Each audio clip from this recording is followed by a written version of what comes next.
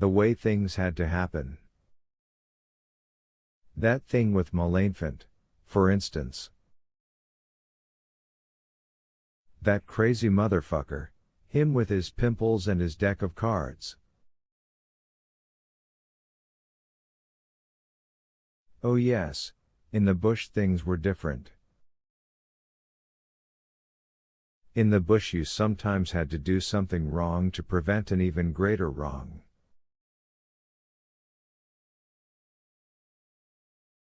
Behavior like that shows that you're in the wrong place to start with, no doubt, but once you're in the soup, you just have to swim.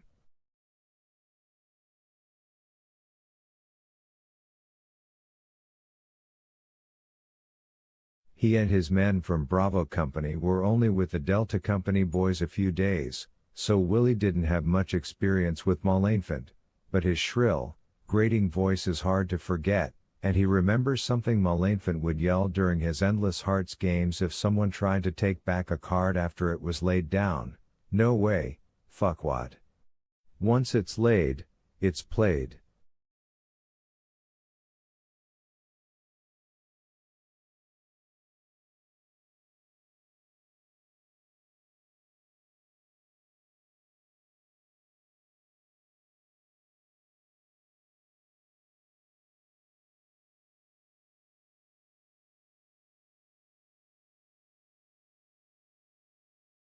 Malenfant might have been an asshole, but he had been right about that. In life as well as in cards, once it's laid, it's played. The elevator doesn't stop on 5, but the thought of that happening no longer makes him nervous.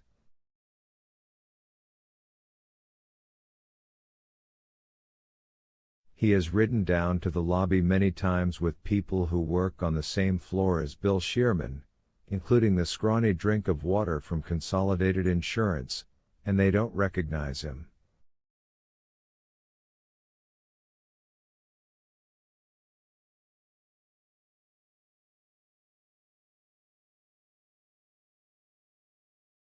They should, he knows they should, but they don't. He used to think it was the change of clothes and the makeup, then he decided it was the hair, but in his heart he knows that none of those things can account for it.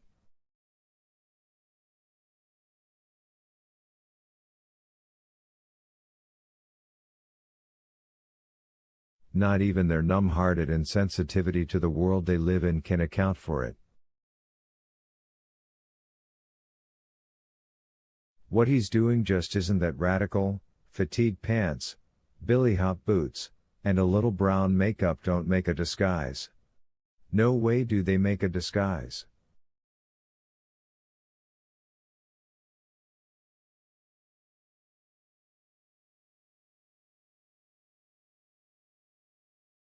He doesn't know exactly how to explain it, and so mostly leaves it alone. He learned this technique, as he learned so many others, in Vietnam.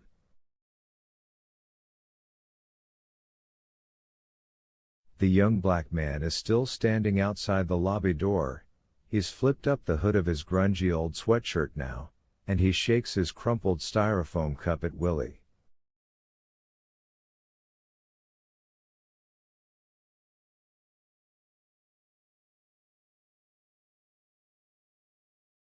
He sees that the dude carrying the Mr. Repairman case in one hand is smiling, and so his own smile widens.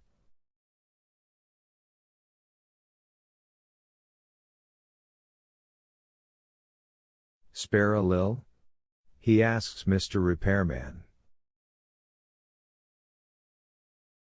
"What do you say, my man?" "Get the fuck out of my way, you lazy dickhead. That's what I say," Willy tells him, still smiling.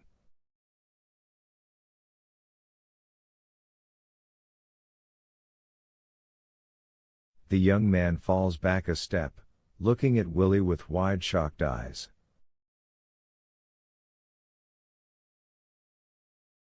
Before he can think of anything to say, Mr. Repairman is halfway down the block and almost lost in the throngs of shoppers, his big blocky case swinging from one gloved hand.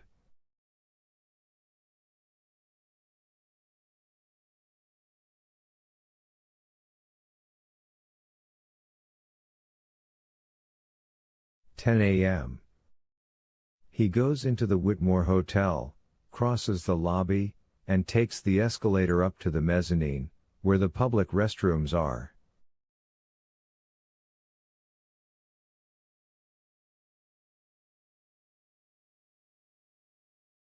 This is the only part of the day he ever feels nervous about. And he can't say why. Certainly nothing has ever happened before, during, or after one of his hotel bathroom stops. He rotates among roughly 24 of them in the Midtown area.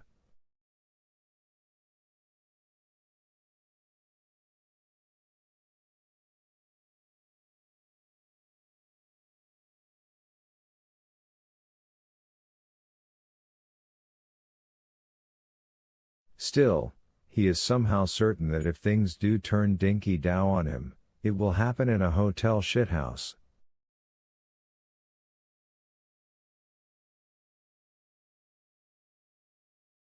Because what happens next is not like transforming from Bill Shearman to Willy Shearman.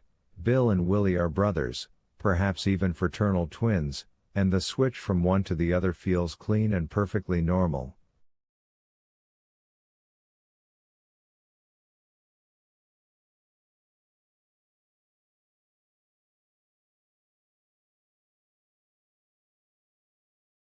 The workday's final transformation, however, from Willy Shearman to blind Willie Garfield, has never felt that way.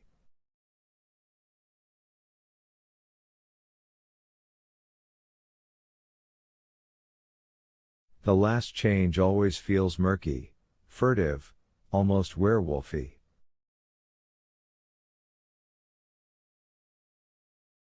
Until it's done and he's on the street again, tapping his white cane in front of him, he feels as a snake must after it shed its old skin and before the new one works in and grows tough.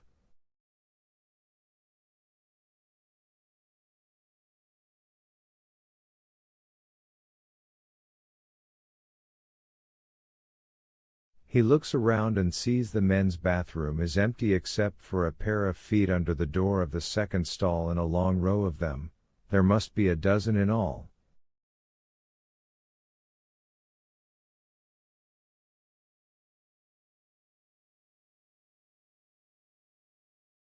A throat clears softly. A newspaper rattles. There is the FFFT sound of a polite little midtown fart. Willy goes all the way to the last stall in line. He puts down his case, latches the door shut, and takes off his red jacket. He turns it inside out as he does so, reversing it.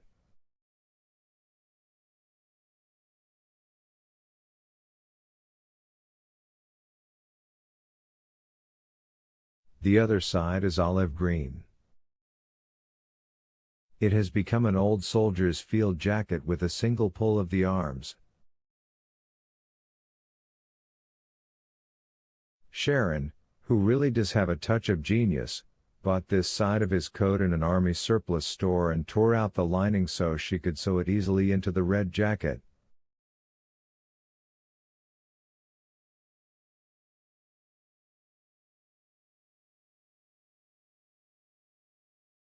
Before sewing, however, she put a first lieutenant's badge on it, plus black strips of cloth where the name and unit slugs would have gone.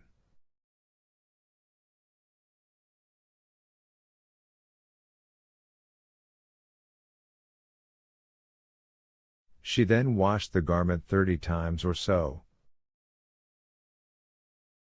The badge and the unit markings are gone, now, of course, but the places where they were stand out clearly.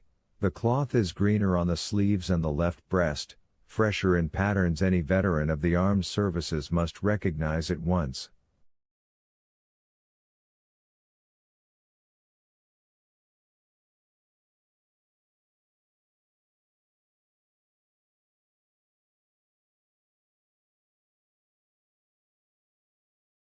Willy hangs the coat on the hook, drops true, sits, then picks up his case and settles it on his thighs.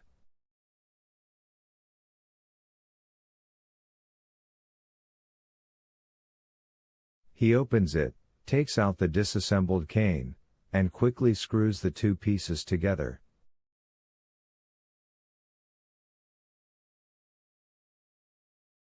Holding it far down the shaft, he reaches up from his sitting position and hooks the handle over the top of his jacket.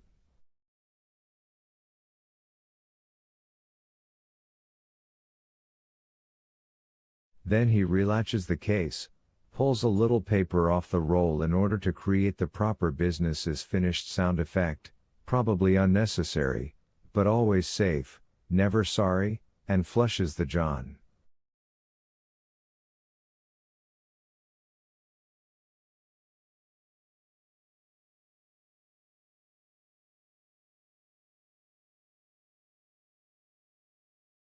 Before stepping out of the stall he takes the glasses from the jacket pocket which also holds the payoff envelope.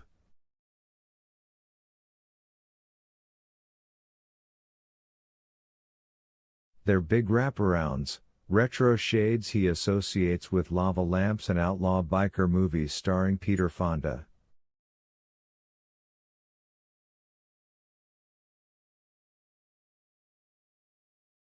They're good for business, though, partly because they somehow say veteran to people, and partly because no one can peek in at his eyes, even from the sides.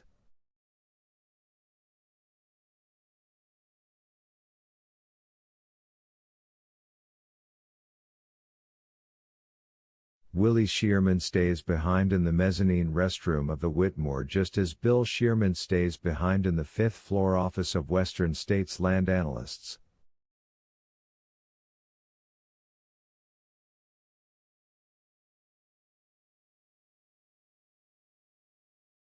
The man who comes out, a man wearing an old fatigue jacket, shades, and tapping a white cane lightly before him, is Blind Willy, a Fifth Avenue fixture since the days of Gerald Ford.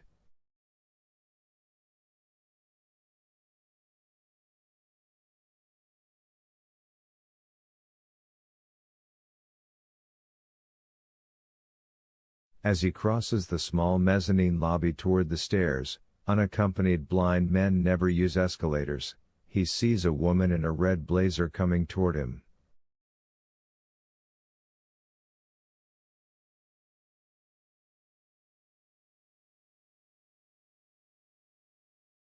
With the heavily tinted lenses between them, she looks like some sort of exotic fish swimming in muddy water.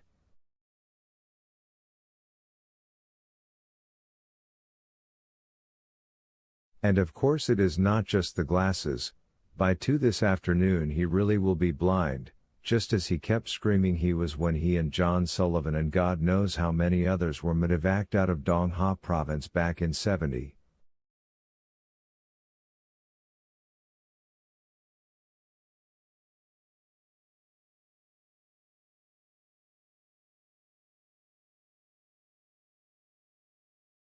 I'm blind, he was yelling it even as he picked Sullivan up off the path, but he hadn't been, exactly. Through the throbbing post-flash whiteness he had seen Sullivan rolling around and trying to hold his bulging guts in.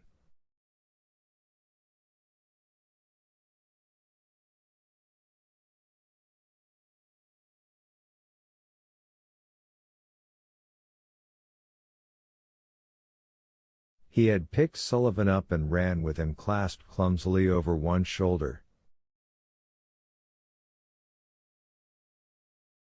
Sullivan was bigger than Willy, a lot bigger, and Willy had no idea how he could possibly have carried such a weight but somehow he had, all the way to the clearing where Hueys like God's mercy had taken them off. God bless you Hueys. God bless, oh God bless you everyone.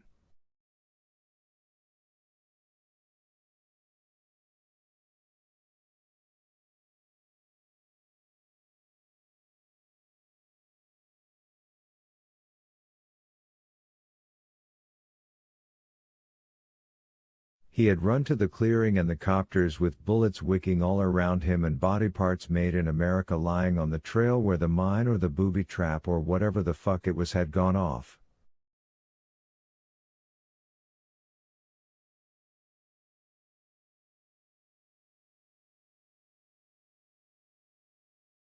"I'm blind," he had screamed, carrying Sullivan, feeling Sullivan's blood drenching his uniform, and Sullivan had been screaming, too.